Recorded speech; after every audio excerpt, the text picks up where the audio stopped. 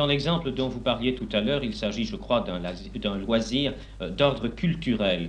Je n'ai pas l'impression que dans votre politique, pour ainsi s'exprimer, que dans la perspective dans laquelle vous voyez les loisirs en Belgique, vous négligiez les loisirs d'ordre physique, disons. Mais nullement, mais nullement. Au contraire, nous avons la chance maintenant de disposer de l'excellent instrument qui est l'Institut national de l'éducation physique et des sports, qui a le grand avantage de travailler avec toutes les fédérations sportives de ce pays, et il y a déjà de nombreux exemples de la tentative que nous menons, que l'Institut des sports mène, pour que le sport ne soit plus non plus un spectacle, mais quelque chose que chacun pratique selon ses disponibilités, selon ses possibilités, selon l'état de son cœur, et de ses biceps et de ses artères.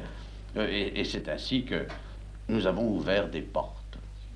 Nous avons ouvert des portes, ouvert des possibilités.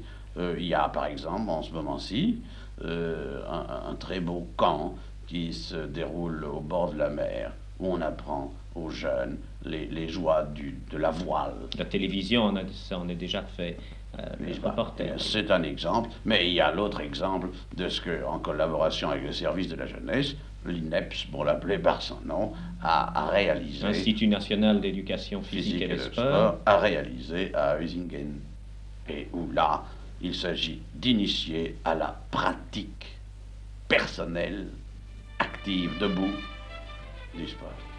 Quelle place ce camp et cette initiative occupe-t-elle, à votre avis, dans une politique générale de loisirs, puisqu'enfin, vous savez que notre sujet principal ici, notre préoccupation, ce sont les loisirs et tout spécialement les loisirs de demain, c'est-à-dire comment demain nous allons occuper nos loisirs alors que nous en aurons beaucoup plus qu'aujourd'hui. Nous pensons que l'éducation physique, le sport, les jeux de plein air sont un excellent moyen d'occuper les loisirs.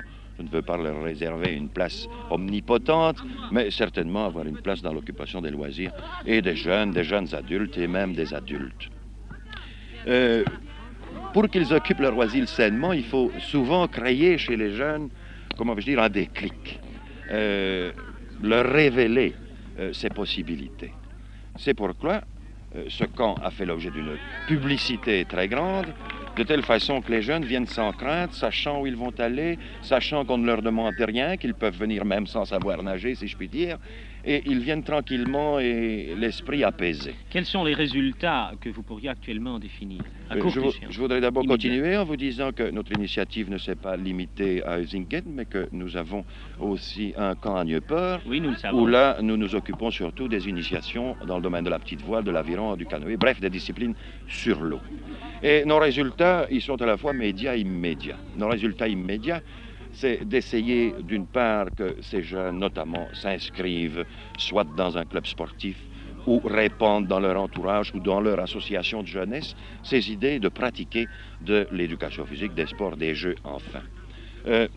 Notre intérêt média, plus lointain, c'est de participer à la création de cet état d'esprit, d'un véritable état d'esprit, pour essayer de révéler à notre population jeune surtout, qu'il y a des joies actives qu'elle peut trouver dans le sport, dans le plein air, dans l'éducation physique enfin. Merci, M. Wasserlin, et bonne chance pour vos initiatives futures, parce que je pense qu'il y en aura. Je crois que ce camp a effectivement été un gros succès. Les contingents fixés à l'avance ont été dépassés. On a même dû... Je crois que le moment est venu de présenter Franck Lucas, dont Marcel Ichter nous a parlé il y a quelques minutes. Franck Lucas, qui est inspecteur général, je crois, inspecteur général de, Franck?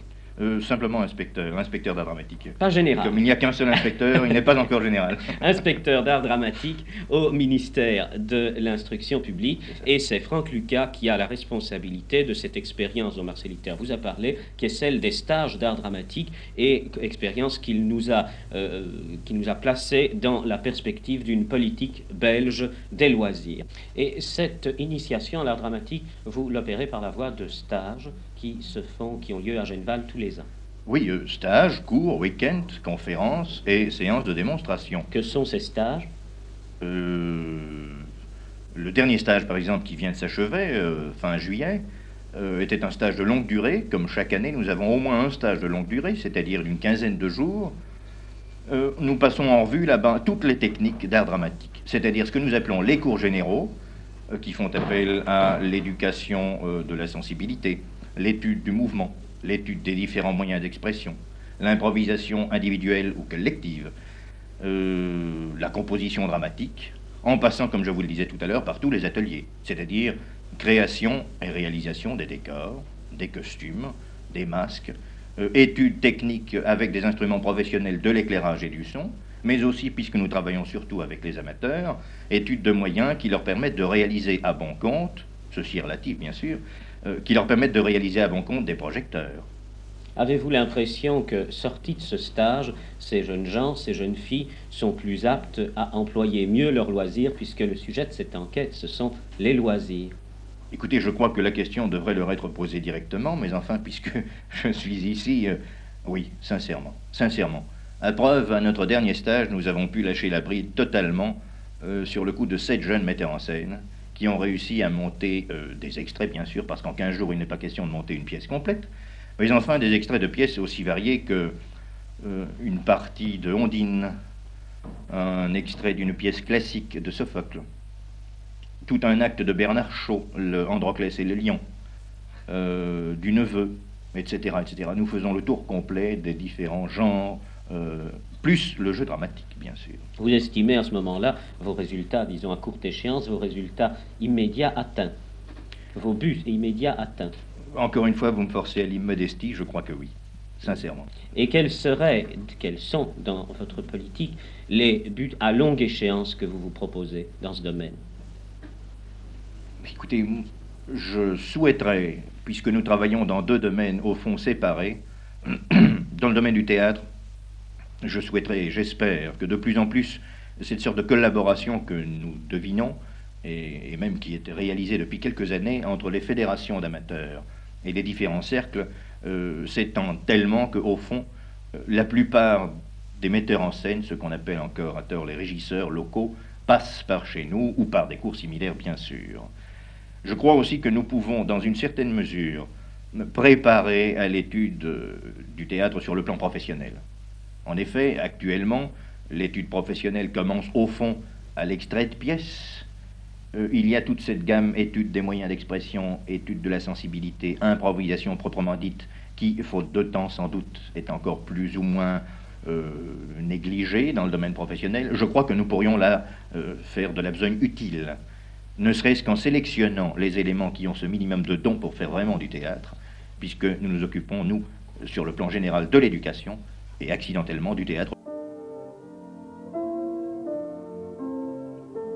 À Liège, la galerie Valère-Gustin présente des poèmes wallons de Marcel Icter, qui accompagnent des gravures sur bois de Marc Laffineur, sous le nom de Coudab, en français, souche d'arbre. Ne connaissant pas le wallon, il m'est difficile d'apprécier la justesse de cet alliage, et si le verbe s'est fait bois. Mais on devine, lorsqu'on entend Génie d'Inverno réciter un de ses poèmes, que le rythme des mots doit aller de pair avec le mouvement des dessins.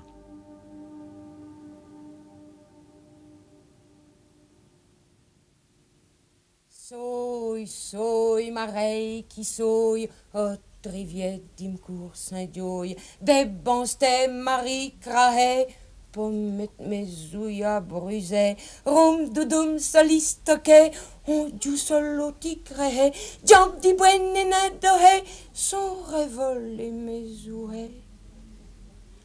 Haï bedi bedau marcotte fraisée, qu'on les fit biser, l'on le cas ou l'éveil.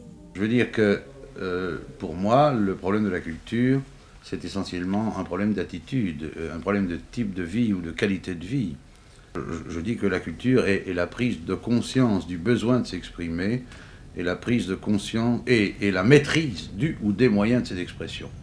Par conséquent, ce qui me paraît important n'est pas tant la connaissance que la façon de vivre et que la façon de se servir des connaissances. J'ai été latiniste dans ma jeunesse et on m'a éduqué à l'université en me faisant croire que le latin et la connaissance du latin étaient une fin en soi. C'était un objectif. Ce n'est pas vrai, c'est un moyen. Et le livre est un moyen. Et la connaissance, c'est d'une communication, c'est-à-dire d'un acte d'échange. Je sais bien que, par exemple, c'est toute la différence entre se nourrir et manger de la bonne cuisine. Quand vous mangez de la bonne cuisine, vous parlez un langage, vous faites un échange, vous faites un acte culturel. Quand vous savez apprécier une bonne cuisine. Quand vous mangez pour vous nourrir, vous consommez. Voyez-vous? Alors, société de consommation, tant que vous voudrez, mais il s'agit de savoir si la société de consommation laisse à l'individu la possibilité de cet apport qui vient de lui, de cet apport libre. Moi, je vous rejoins, Escarpit, n'est-ce pas? Je disais qu'on ne contreplaque pas la culture, on la fait surgir. On la fait surgir.